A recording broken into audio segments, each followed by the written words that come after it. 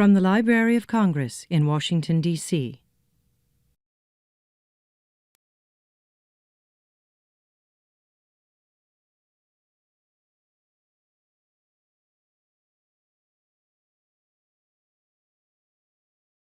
Well, good afternoon, everyone, and welcome to the African and Middle Eastern Division. I'm delighted to see you all here, and I know that we're expecting more people, and this is why we've been sort of waiting a little bit, because there are members of the Zambian, Mauritius, Liberian, Nigerian embassies who are SVP'd for this event, and so they may be coming in during the program. I just wanted to let you know why we're taking our time today. But anyway, welcome, and I'm Mary Jane Deeb, Chief of the African Middle East Division here, and today we will be talking about a new book entitled The Growing of Africa's Emergent Leadership by the Honorable Olubanke King Akerele, an absolutely incredible woman whom I met years ago and could not forget. And she is, she's been a Liberian politician, a diplomat. She served as Minister of Foreign Affairs in the cabinet of Ellen Johnson Sirleaf from 2007 to 2010. And among her many other accomplishments, she's also a writer. And this is why we have invited her to be with us today. Because, as you know, we in the African Middle East Division invite such notable speakers so that they can share with us their scholarship and their knowledge about the countries that we are responsible for. And as most of you already know, our division is made up of 3 sections. The African section that covers North and Sub-Saharan Africa, well, the Sub-Saharan Africa, but we cover in the division both North and Sub-Saharan. We cover Central Asia, we cover the Middle East, we cover the Caucasus, and we have a 3rd section, African Near East, and the 3rd section is the Hebraic section that actually collects materials from all over the world.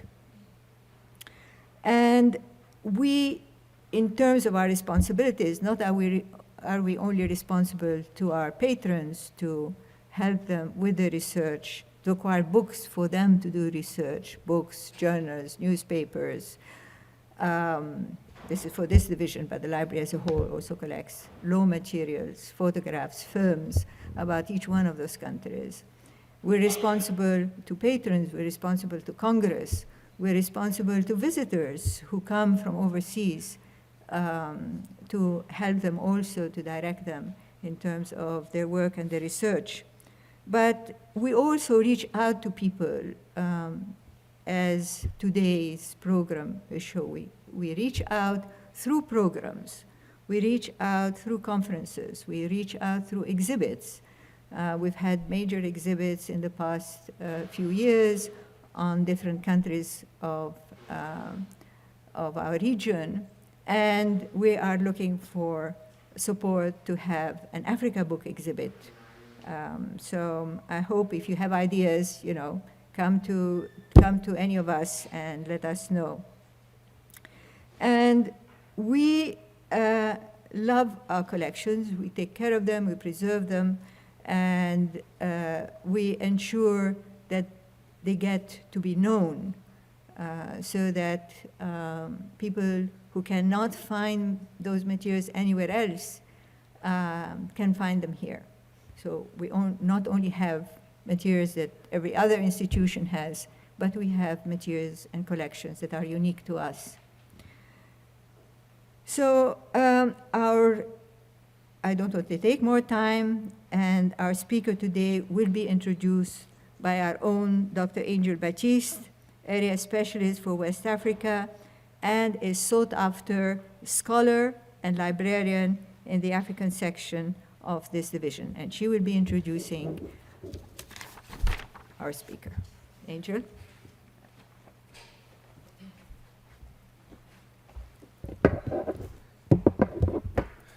Good afternoon.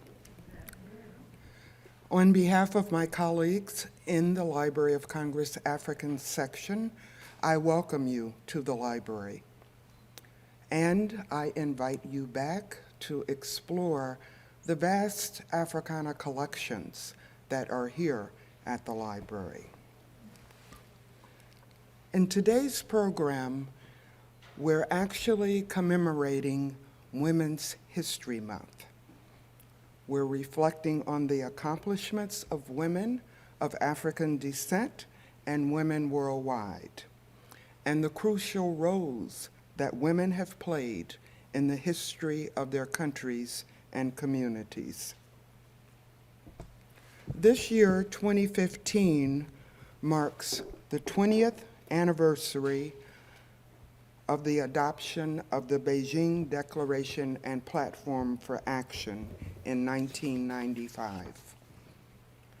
Historic in scope, this international agreement set the agenda for advancing the empowerment of women at national and at global levels. Marking this anniversary, the African Union has designated this year, 2015, as the year of women's empowerment and development towards Africa's Agenda 2063. It is worth noting that Africa now has 3 female heads of state, and a growing proportion of African women are breaking into the political glass ceilings in all policy-making areas at national, regional, and international levels. It is a special honor for me today to introduce one of the true pioneers of women's right and gender equality, the Honorable Olubanke King Akerele. In her capacity as former Deputy Director of the United Nations Development Program for Women, which is today's UN Women, Madam Akerele played instrumental roles in laying the foundations for gender equality, women's empowerment, and leadership development in her native Liberia and Africa, as well as throughout the world. As co-chair of the historic International Colloquium on Women's Empowerment, Leadership Development, and International Security held in Liberia, she played a central role in coordinating the Liberian National Action Plan for the implementation of UN Security Council Resolution 1325 to ensure women's participation in security and peace decision-making processes. Madam Akerele served as former Minister of Foreign Affairs as well as former Minister of Commerce and Industry in the cabinet of Liberia and Africa's first elected woman president, President Ellen Johnson Sirleaf. Prior to her public service, she was engaged at senior levels in the United Nations system, notably the UN Economic Commission for Africa, the United Nations Secretariat, the United Nations Development Program, the United Nations Industrial Development Organization, and UNESCO, the United Nations Education, Scientific, and Cultural Organization. Currently, she serves as the chair of the steering committee of the Angie Brooks International Center for Women's Empowerment, Leadership Development, International Peace and Security in Liberia. Madam Akerele continues a family tradition and a legacy of public service. She is the granddaughter of Charles D.B. King, Liberia's 17th president, who started the renowned Booker T. Washington Institute, a Liberian college modeled on the Tuskegee Institute in Alabama. Today, Madam Akerele will discuss her third and her most recent book, entitled The Growing of Africa's Emergent Leadership, which profiles the life stories of youth from all regions of the African continent and in the diaspora that are actively making contributions to the development challenges and transformations of Africans' future. I now introduce Madam Akerele.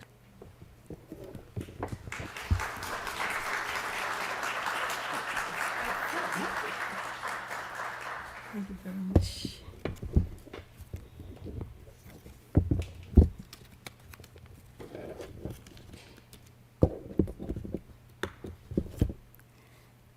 Good afternoon to all of you. And it's still early in the new year, so let me take the opportunity to extend best wishes for 2015, the rest of all of you, your families, friends, and loved ones. In this regard, I wish to thank especially the Africa and Middle East Division of the Library of Congress, to the Chief of the Division, Dr. Miri Jan Diep, and Dr. Angela Batiste, Area Specialist for the Sub-Saharan Africa, whose idea this was, and who followed through after meeting me. I thank you all for this opportunity. I also want to thank all of you who are here, some of you displaced from Delaware, Philadelphia, and all, and throughout Washington, D.C., Maryland, and Virginia. Thank you. As we say in Liberia, thank you plenty. Thank you plenty for being here. Any of the officials of the Liberian Embassy or Zambia, any representation at the governmental levels throughout the continent, I also thank your presence here. All others, friends, family members, other professional colleagues, others interested in the issue of women in development in the African continent and worldwide, thank you for being here also. As it has turned out, this event is being held within the context of Women's History Month and the month of International Women's Day. Had to be postponed, but it has proved fortuitous. Since the subject matter of women in development, today's gender in development, is an area in which I was engaged for the first 7 years of my career at the United Nations in international development. Because of this change, I intend to spend a little while on the subject of women in development at the international level and its history before proceeding to the main subject of my book. And then we will do the Growing of Africa's Emergent Leadership for 15 minutes. We will then invite any supplementary commentary, because there are some people who are here who were part of the book.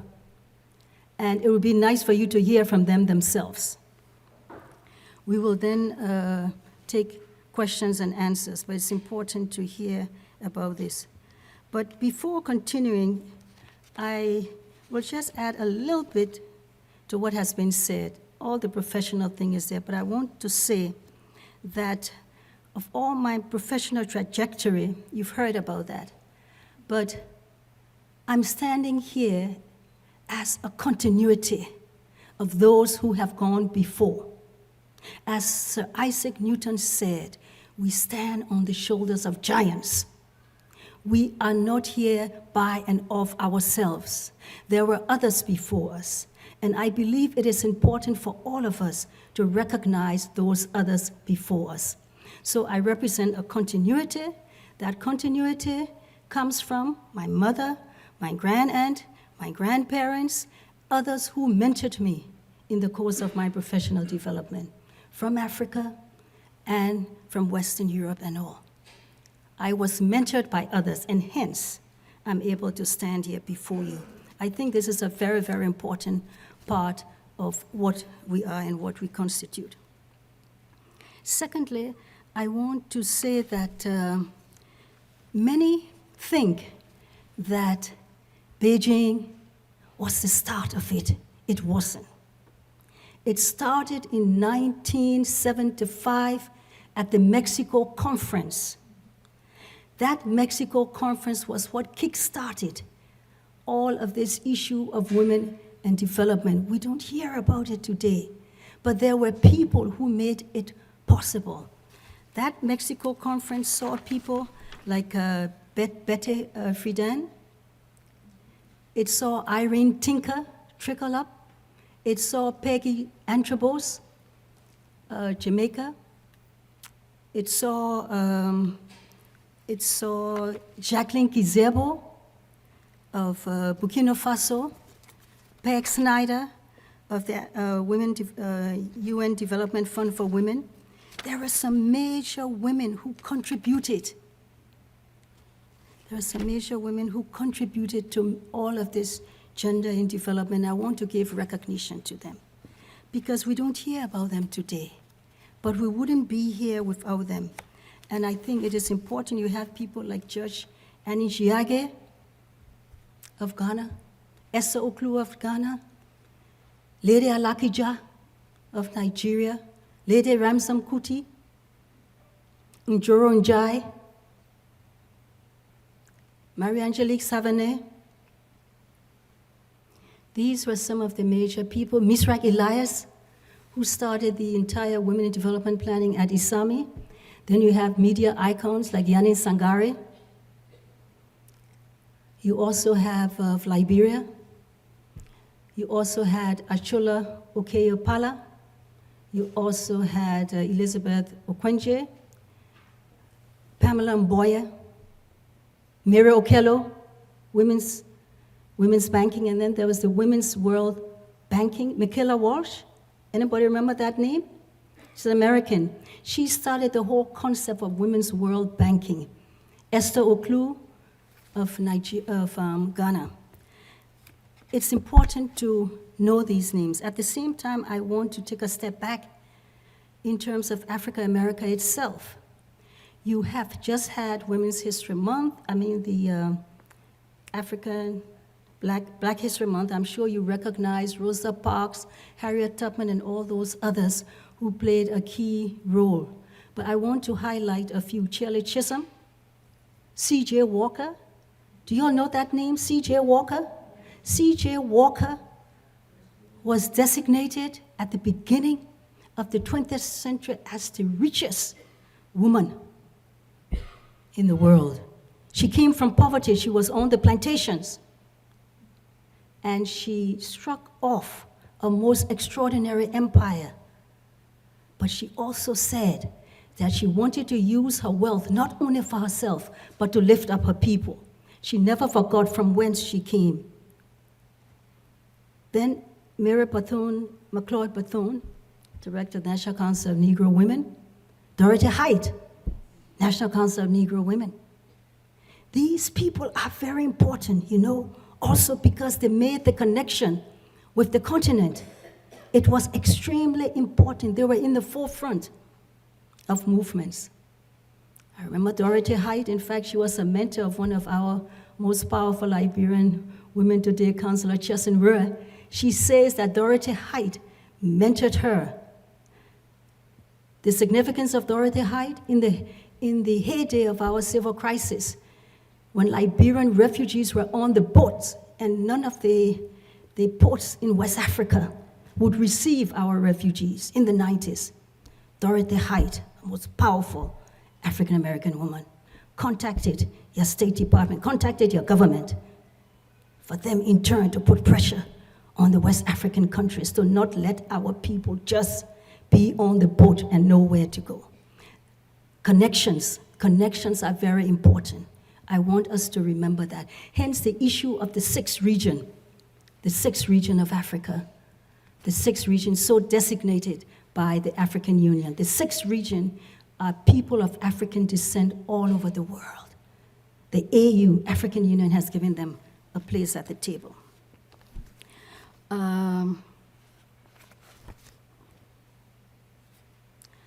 what I want to also continue to say then, my development took place then on the shoulders of these people. It took place at the time I worked at the UN when this extraordinary movement in terms of women in leadership, women in development was taking shape. That was part of what made me. The other part of what made me, as the daughter of a diplomat in several countries, my formative years were spent in Nigeria at a time when we saw the birth of the African Union. Nigeria and Liberia worked hand in hand at a time also when we saw the Nigerian Civil War. Little could I have known that 30 years later, that would be my experience in my own country. But Nigeria, very important, because the Nigerian Biafra Civil War reminds us of the clarion call of General Gowon. What was the message of General Gowon?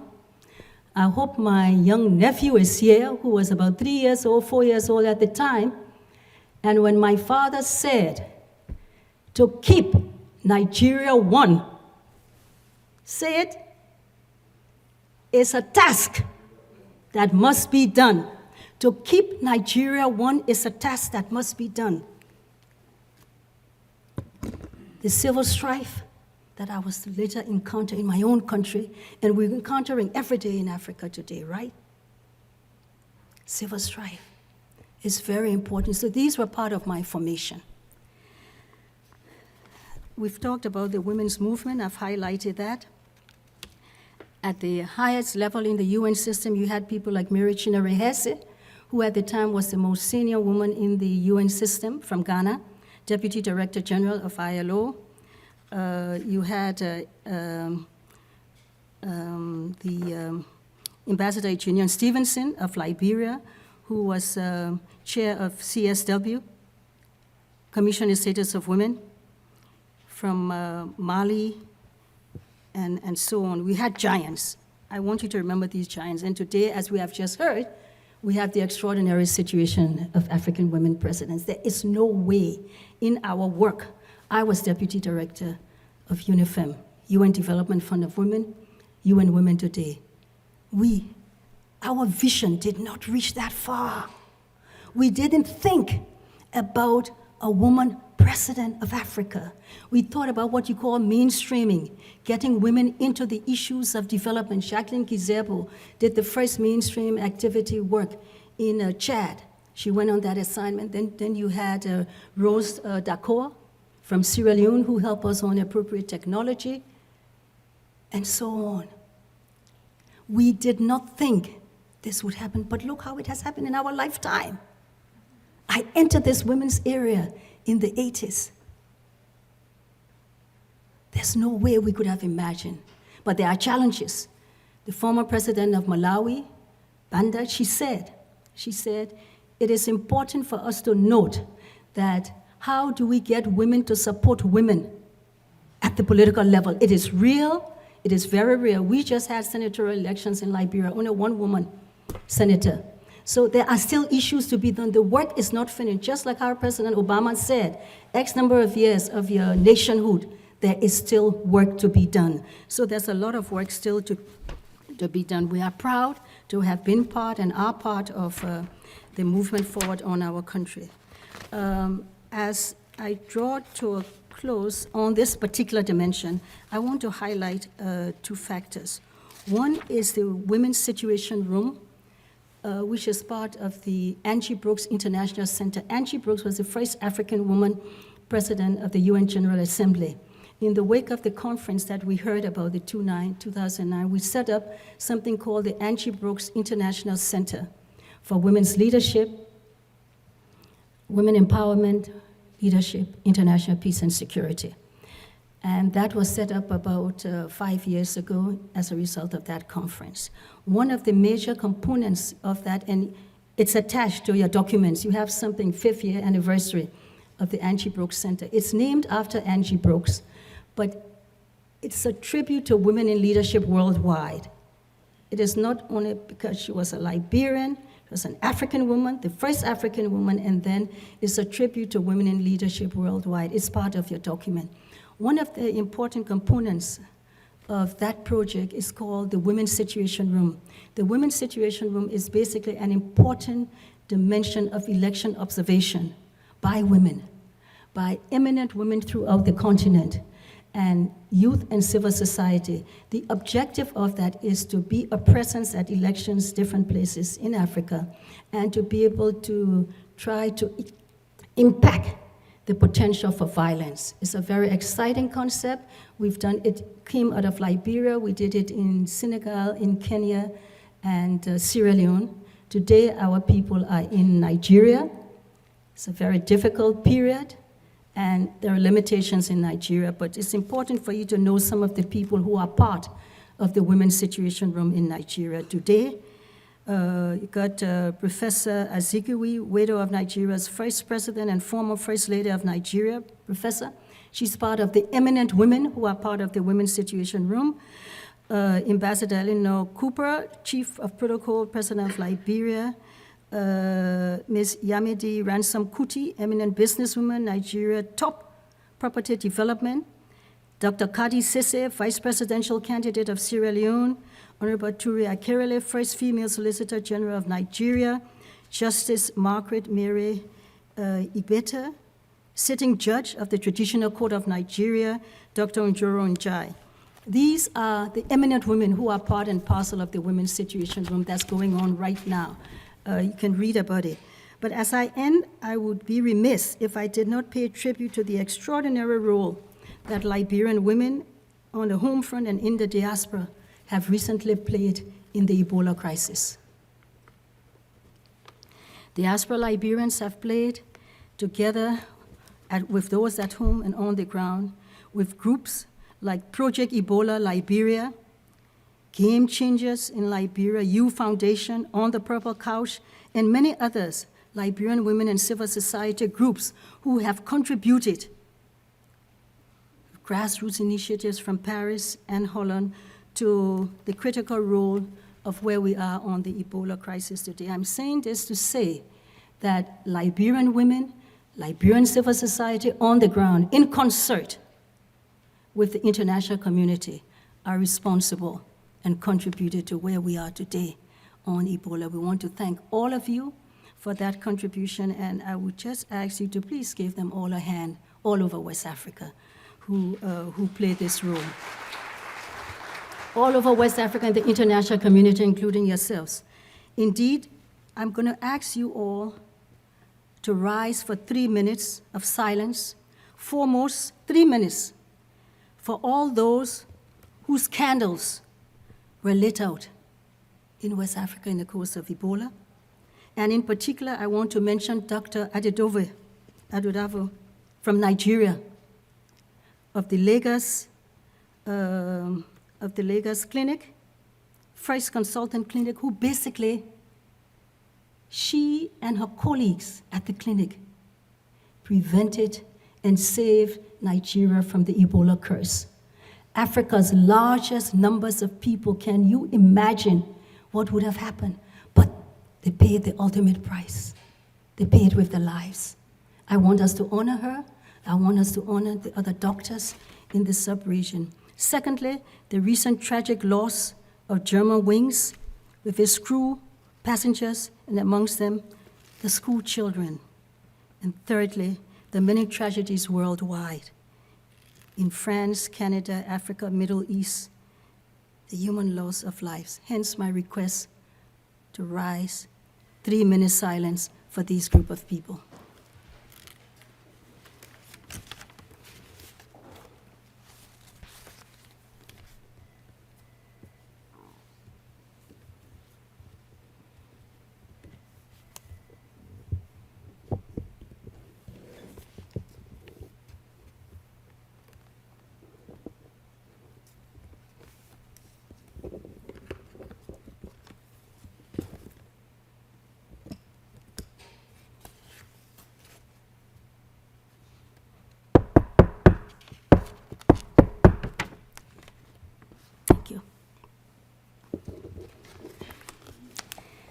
ends the first part where I focus on the issue of women. I will now focus on the growing leadership. Why growing leadership? You all have the little brochure on the growing leadership. Please look at that because I will basically walk you through it. Growing leadership. This book was launched in February last year in Zambia by Dr. Kenneth Kaunda, who did us the honor of doing the foreword.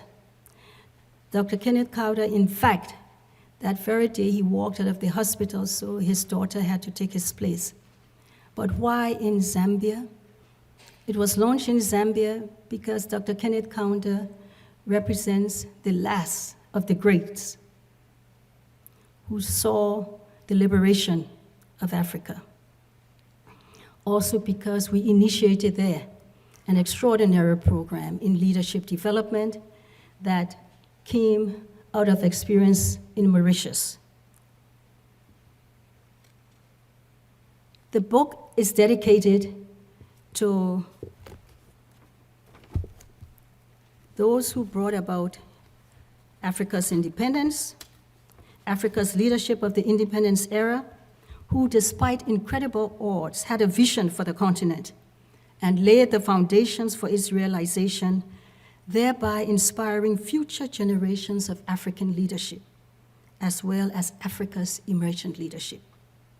Second group to whom the book was dedicated, the visionaries of the African diaspora of the 19th and 20th centuries, such as W.E.B. Du Bois, Frederick Douglass, Wilmot Edward Blyden, C.L.R. James, Frantz Fanon, Walter Rodney, Amy Césaire, Marcus Garvey, Henry Sylvester Williams, the Trinidadian who organized the first Pan-African conference in 1900 in London, and George Padmore, also Trinidadian, who devoted his life to the cause of bringing Africa and African-descended people together with the common purpose of ending colonialism, which they did.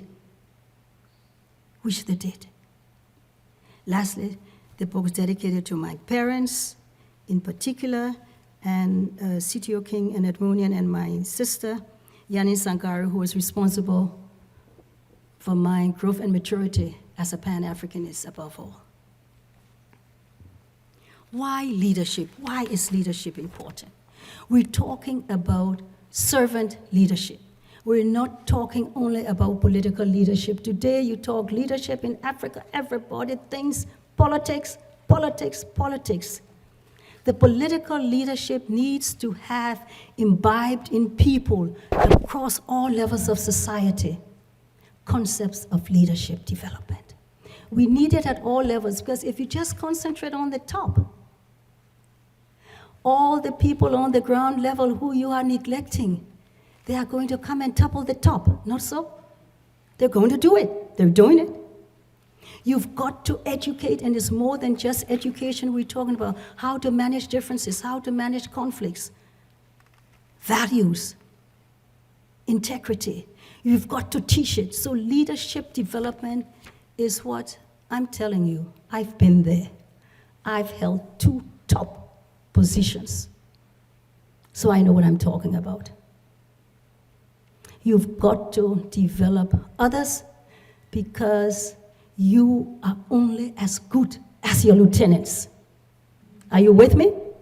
You are only as good as your lieutenants. I don't care how good you are, because you will delegate to your lieutenants to do X, Y, Z. And I'm telling you, if they don't do it, and if they don't give you the right advice, it's on your head, right? So you've got to instill and impart what you want. The future is created today. You invent the future. I think it was one of your presidents, Abraham Lincoln, somebody who said something like that. So you have to nurture, you have to groom. This is what we're talking about. Julius Nyerere talked about leadership as service.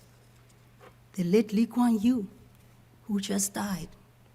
I spent about 3 weeks in Singapore. I visited Southeast Asia for about 3 months sabbatical to see their experience back in 1989.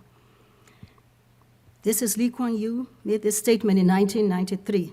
From Africa must come a new generation of leaders committed to reform and tapping the same spirit that brought freedom 30 years ago, angered by the failure of corrupt and autocratic leaders, frustrated by economic policies that did not deliver, impatient to recover their lost civil rights, and worn out by wars. Africa's people are striving for a fresh start. Hence, my emphasis on leadership, emergent leadership. Definition of emergent leadership. We have in mind graduates through the early 40s. Moreover, the word emergent is used to describe leadership that may still be evolving. Hence the word leadership, we're not using leaders. At the same time, the high school graduates, the high school people, they are the next rung.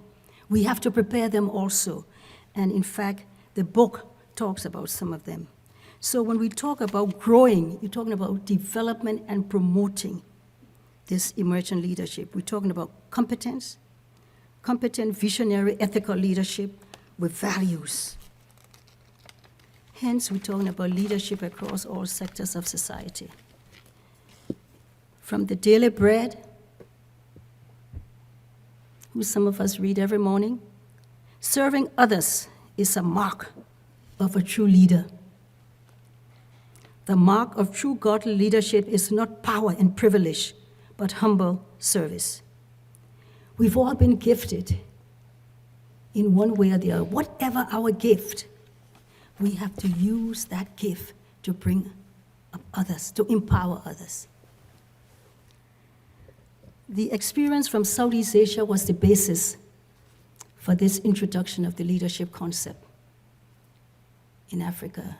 I visited Southeast Asia in 1998 on a 4-month sabbatical.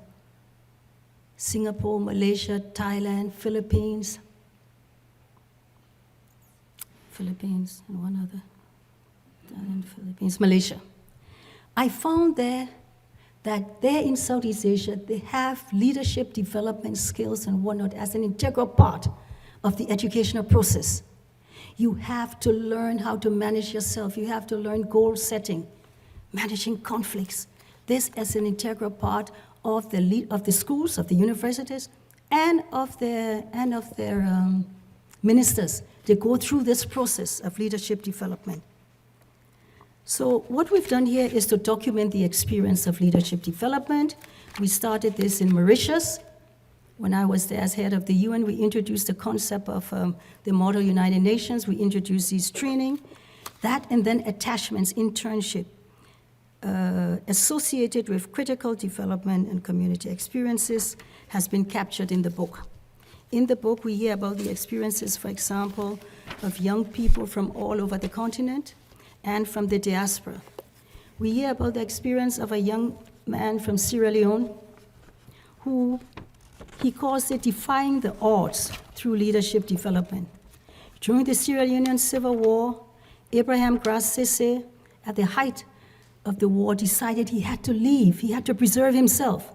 He took upon himself to embark on a journey, which he branded a jihad to seek a new beginning. He went through Guinea Forestier. Those of you who know West Africa will know this was very dangerous territory. He found himself in Sierra Leone, in Senegal. He had the good fortune, bad fortune, in quotes, to stumble across me as head of a UN project at UNESCO called the Foundations of African Leadership Development. Long and short of it, this young man who didn't know where he was going, who had to take a jihad to get out of the chaos of Sierra Leone. Eventually, when the project finished, I was able to send him to Sierra Leone to work with the UNDP. And then when I found myself in Liberia as Minister of Commerce and Industry, I brought him there to work with me as a UN volunteer. Today, he's finishing an assignment as a UN volunteer in Cote d'Ivoire. But he talks in the book about his trajectory.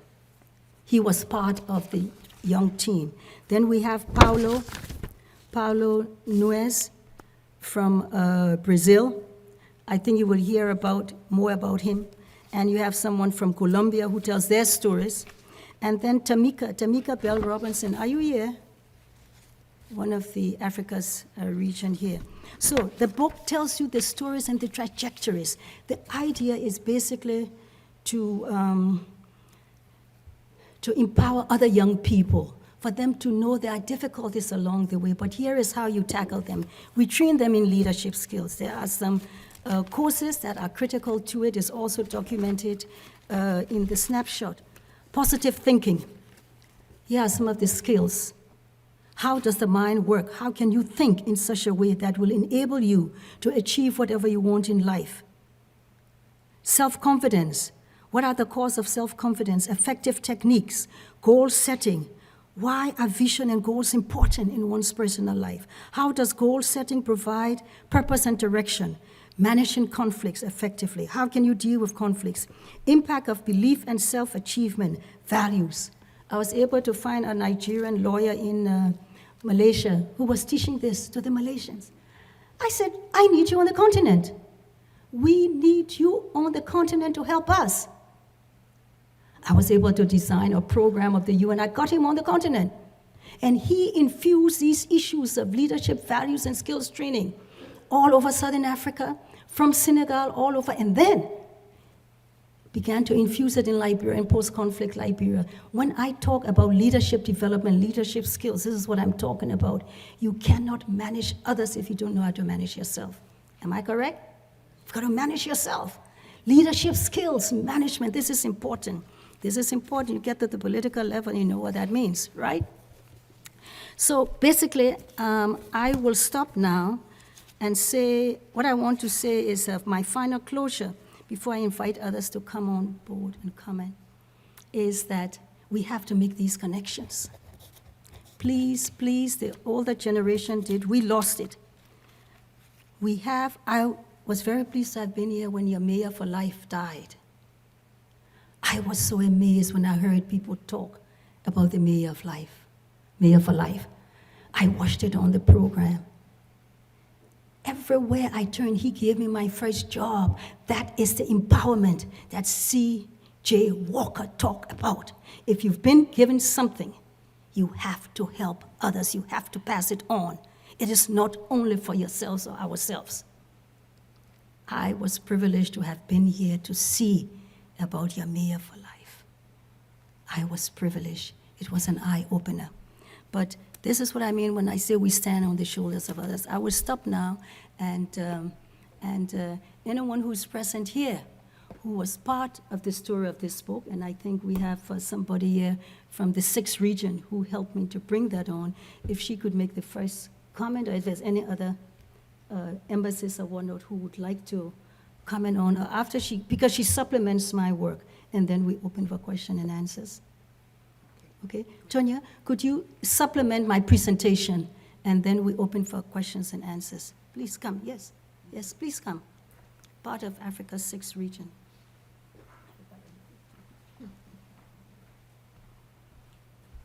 Good afternoon. Thank you, Minister King Akerele, for inviting me to participate in this book and to present perspectives from the diaspora. My name is Tania Hope Navas. My mother is Liberian, but I was born and raised here in Washington, D.C., and from a young age had been very interested in Latin America. I speak Spanish and Portuguese, and so studied Latin America basically my entire life. I got into working with a nonprofit, actually, Phelps Stokes, which was involved in Liberia with the creation of BWI. And through Phelps Stokes, we began to make connections between the diaspora, particularly in Colombia, and the United States and Africa. So most of my work at Phelps Stokes focused on Colombia, and particularly Afro-Colombians. So what a lot of people don't know in this country is that more people were brought from Africa in the transatlantic slave trade to Latin America than to the United States of America. Brazil has the largest population of people of African descent outside of Nigeria, and it's currently officially, according to the census, 53% of the population is of African descent. And not a lot of people know that. In Colombia, the official census numbers say that 10% of the population is of African descent. However, that is inaccurate. It's more like 30%. And we're hoping that in the next census, it will be reflected as such.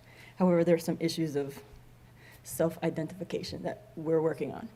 But when I was asked to provide some examples from the diaspora, I looked back in the people that I have interacted with throughout my work and identified, she mentioned Paulo Rogério from Brazil. He is the founder of the Institute of Ethnic Media, which is based in Salvador, Bahia, in Brazil. He participated on the Humphrey Fellowship here in the United States and is working to increase the presence of people of African descent in Brazilian media, which if you go to Brazil and you watch television, you might think you're in a Scandinavian country, because for a country whose majority population is of African descent, they are not reflected in the media really in any way, shape, or form. So he has created online news outlets and so forth that tell the story of people of African descent in Brazil and throughout the diaspora. So he's contributed to this book. Another young lady, Adriana Barbosa, also from Brazil. She is an entrepreneur of African descent based in Sao Paulo, and she's created something called the Feira Preta, which is the Black Fair. It's a gathering of Afro-descendant entrepreneurs who are producing culturally relevant products for sale in Brazil, and it's the largest fair of its kind in the hemisphere. And then lastly, Edwin Salcedo, he's from Colombia. At the time, he was working for USAID on increasing the participation of Afro-Colombians in education, health, a variety of areas. And he continues his work there to increase the participation of Afro-Colombians in the political sector in Colombia. So those are the three representations that I managed to gather to represent the sixth region, the diaspora, and my story in there as well, which right now has changed from what it says in the book. I'm currently the executive director of the Baobab Fund for Racial Equity North America, which is a Brazilian foundation working on race equity issues primarily in Brazil.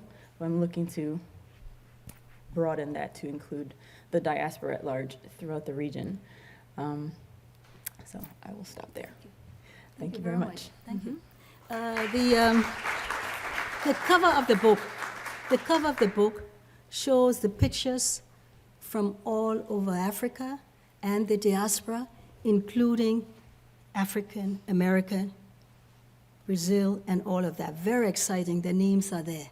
That's what the cover of the book is about. And just for you to know, we are working on the transformation of the book into a board game so that the concept of growing leadership can be spread and we can start teaching it to our young people from the beginning at different stages. What does it mean, etc. And I thank you all and just very, very excited about this, because to me, this is the future. You have to create the future that you want. It doesn't just happen. And we can't just sit down and complain. We've got to do our part. We've got to keep building. We've got to keep building. So I thank you very much. We're open for question and answers.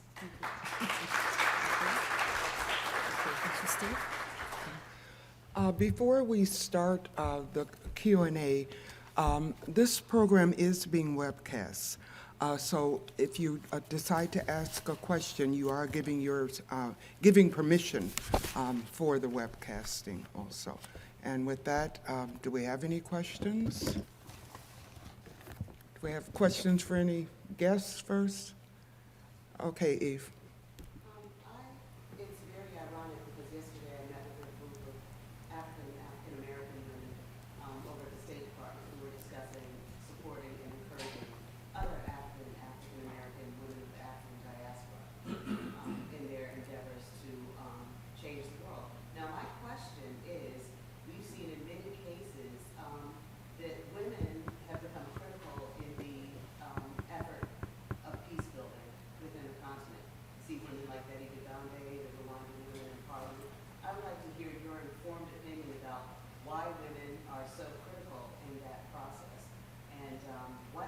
into it that has really transformed a lot of the efforts of peace building now. Thank you very much. Please, when you speak next, please identify yourselves and where you're coming from to help me, so I can know. African section here. Okay. Sorry? Could you maybe stand up and repeat the question for the larger? The question was that currently we see a lot of women stepping into roles of peace building in Africa.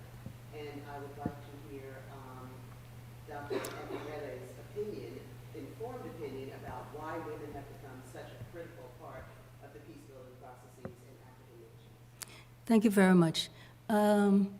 In the context of the Manu River Union, Liberia, Guinea, Sierra Leone, and Cote d'Ivoire, it was the women of that sub-region that ignited the peace process that led to the end of the war in that sub-region. It was very, very important. And that was because the women got tired. They were praying. I'm sure you may have heard about this peace activity. And even at Ghana, at the peace conference there, the women were strong and they were there. And you ask why the women, who are the people who are being killed? They're our children, aren't they? Who are the people, the child soldiers in Nigeria today? You're talking about, what do you call it? Bombs? They put the bombs on them. What do you call it? Suicide bombers. Children 10 years old. So we are the mothers. We are the future. We want future for our children. And we have seen where our countries are. So the women must go out there and make things happen. I just mentioned to you about the Women's Situation Room that is taking place in Nigeria today. The Women's Situation Room, read about it. Look at the representation, the participation. We have to be there. We have to have a voice on the table. Because if our voice isn't there, who knows? But we have to be there. We have to be there. We have to be at the table. Thank you. Yes. Madam. Thank you. That was a very inspiring presentation. I wanted to ask about your own journey. You said that you were influenced by those who came before you, but what is it that sparked your interest to take the political and social trajectory rather than any of the others?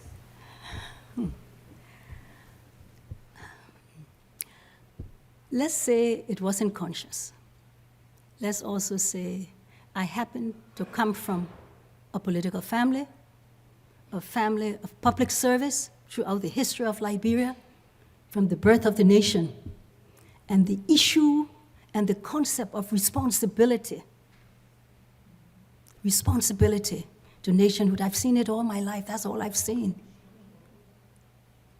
So I did not consciously go into it. I don't even know how I got into it, frankly.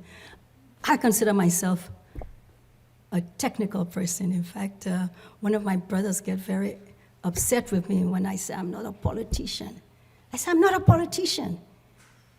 He says, but you're holding all these top positions, Minister of Foreign Affairs, Minister of Commerce and Industry. I said, but I'm not a politician. I'm a technocrat. But I'm a technocrat. But even if you are a technocrat, if you want a better day for your people, if you want to build on what others have done, and you cannot just relent. You cannot just relent. You have a responsibility. Okay. Thank you. Yes, madam. Oh, hi. My name is Sheila Durant. I'm with the chair of Maryland's Sister State Program for Liberia. And I'm so glad to be here. So happy to be in your company. Thank you. What, other than, and I do agree that leadership training is essential, but what are the key economic development issues that affect women or could Okay, let me say that, and you'll see in the book, leadership training combined with internships, attachments, opportunity to work and learn, participate in major issues that may be on the table. So it's leadership training. When I'm talking about the skill set, etc., but also the opportunity for internships and attachments. This is something that is very easy in this country, and it's clear. Yeah, young people come to Africa. They come and learn X, Y, Z. They get in touch with us as Minister of Foreign Affairs. We have so-and-so people to send to Africa. You don't have to pay them. We will take care of them. These are opportunities to expose people to, this is what I call the development, okay? And so your young people come over there in Africa and they get into these experiences hands-on. Many of our people don't. And that is why when I talk leadership in the institute, and by the way, what we do is we have established at the Angie Brooks Center the opportunity for internship and mentorship program for young Africans, professionals on the ground level, because the opportunities aren't there. Issue you're raising, let me say that I want to pay tribute here to this is what the UN Voluntary Fund for Women was all about. It started off with support to small-scale programs and projects to enhance women participation in the economy.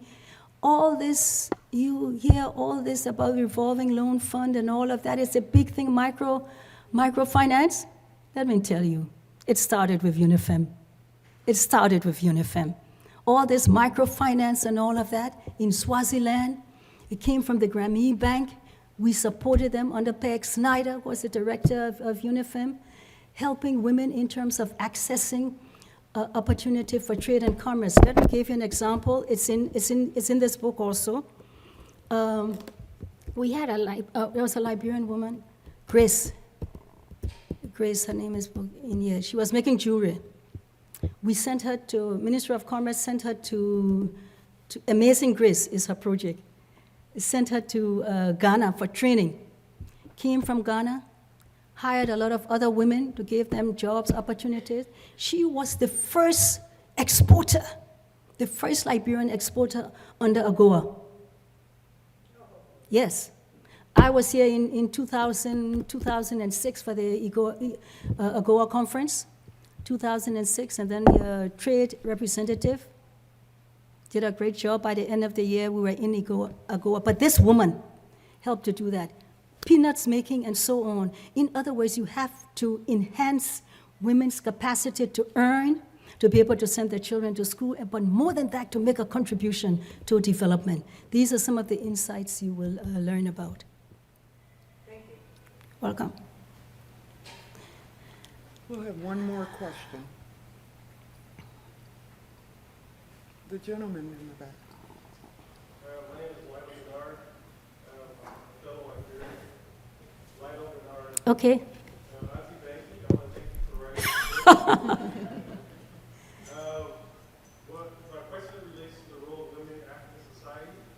I read recently that African women are the primary breadwinners in Africa, in most African societies at this point. Also, they're the primary recipients of microloans, and they're the primary entrepreneurs in most African society.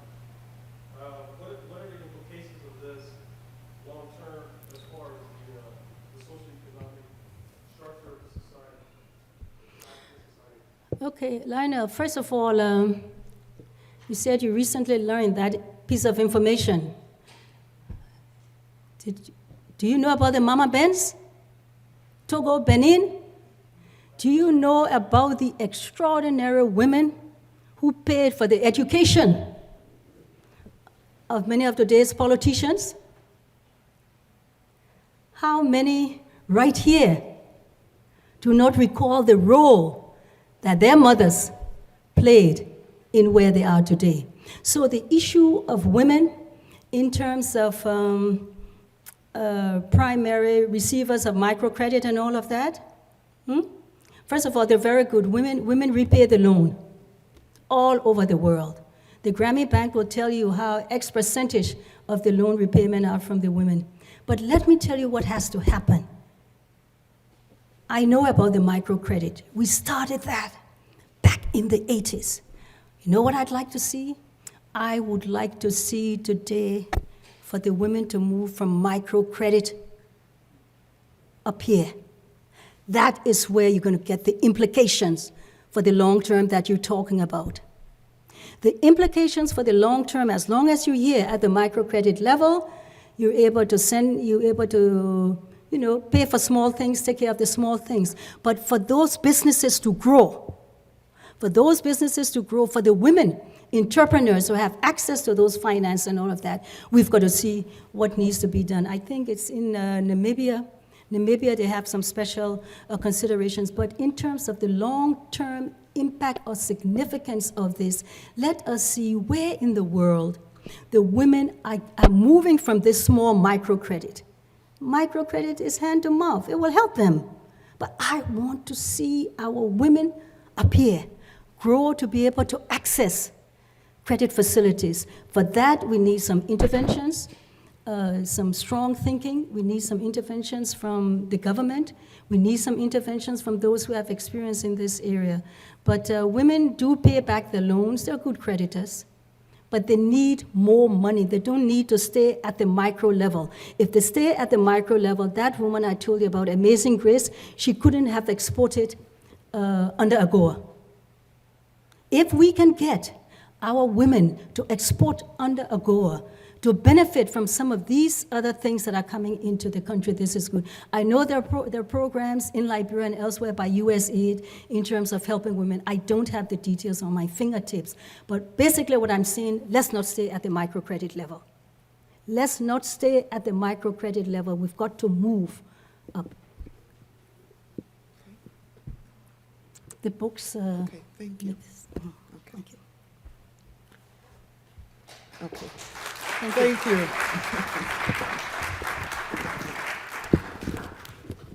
Thank you. This concludes our program. Again, I'd like to invite all of you, please visit us here in the African section of the Library of Congress and come and explore our vast resources. At this point, we will have a book signing. Books will be on sale, and the author will sign books. And we'll also have a small celebration for Women's History Month, and men are invited. So if we go to the conference area here, we can continue on with our program. This has been a presentation of the Library of Congress. Visit us at loc.gov.